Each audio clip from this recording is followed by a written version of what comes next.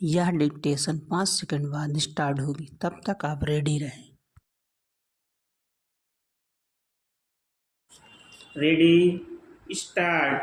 मतदान के आंकड़ों को लेकर उठ रहे सवालों के बीच चुनाव आयोग ने यह स्पष्ट कर दिया कि मतदान के दिन जारी होने वाले आंकड़ों और अपडेट आंकड़ों में 1-2% का अंतर होना कोई असामान्य बात नहीं और पहले भी ऐसा होता रहा है।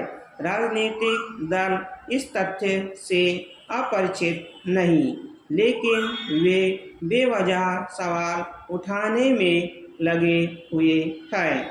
चुनाव आयोग ने यह भी स्पष्ट किया है कि किन कारणों से मतदान के अपडेट आंकड़े जारी करने में विलंब होता है। उसने पिछले चुनावों के आंकड़े जारी कर यह भी रेखांकित किया कि पहले भी 5-7 दिन बाद अपडेट आंकड़े सार्वजनिक किए जाते रहे हैं। इस स्पष्टीकरण के बावजूद इसके आसार कम ही हैं कि विपक्षी राजनीतिक दल चुनाव आयोग को कटघरे में खड़ा करना बंद करेंगे। इस पर आश्चर्य नहीं कि कुछ लोग इस मुद्दे पर सुप्रीम कोर्ट भी पहुंच गए हैं। इसके अतिरिक्त कांग्रेस को यह लगने लगा है कि मतदान के दिन जारी होने वाले अंतरिम आंकड़ों और अंतिम आंकड़ों में अंतर के पीछे कहीं किसी तरह की धांधली तो नहीं।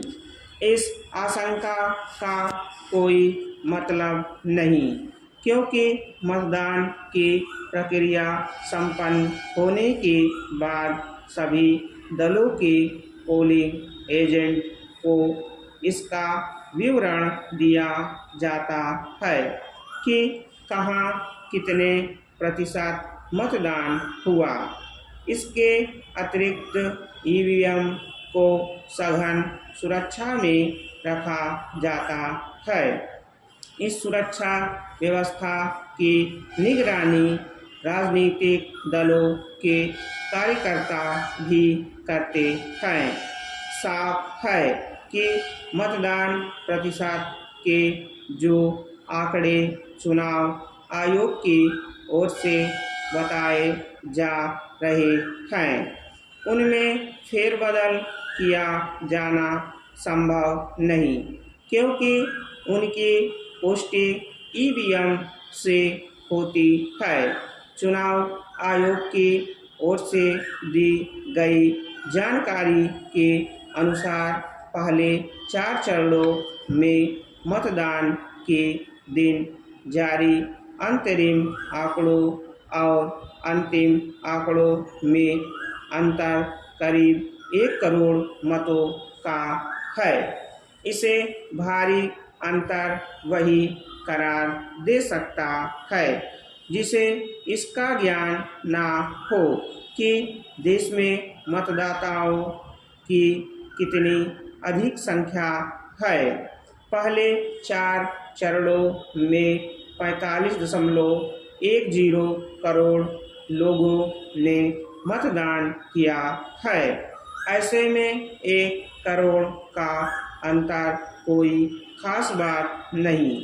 इसके अतिरिक्त जब सबको पता है कि ईवीएम के जरिए मतदान के आंकड़ों की पुष्टि हो जानी है, तब फिर चुनाव आयोग पर संदेह जताने का क्या मतलब।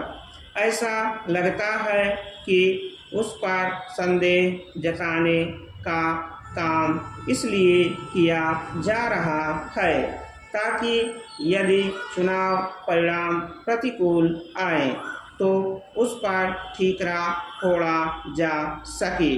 ध्यान रहे कि यह काम पहले भी होता रहा है और इसके लिए निशाना बनाया जाता रहा है। ईवीएम को इस बार भी चुनाव शुरू होने के पहले यह कोशिश की गई कि मतदान ईवीएम के बजाय मतपत्रों से हो। इसके लिए यह मांग की गई कि सभी वीवीपैट का मिलान किया जाए। यह एक तरह से पिछले दरवाजे से मतपत्रों के युग में लौटने की मांग थी। स्टॉप।